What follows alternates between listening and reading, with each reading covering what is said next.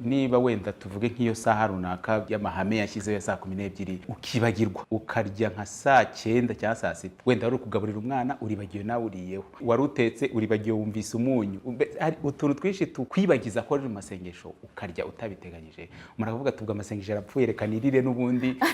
nzongeranya tangire ejo hakabundi kubwira uti nubwo nibagiwe zishyura undi munsi bigenda bite icyo gihe bikubayeho niba bikubayeho wibagiwe ushobora kuba umugabo n'umugaburira mwana ugasanga nawe watamiye wihita ukomereza ngo reka n'ubundi nirire hoya garukira aho ngaho ukomeze muri gahunda wari ufite ndumva ariyo nama najye ntabwo ari kitwaya tuvuga kera ngo nisakirire ntabwo ibintu byacitse nawe ntabwo byacitse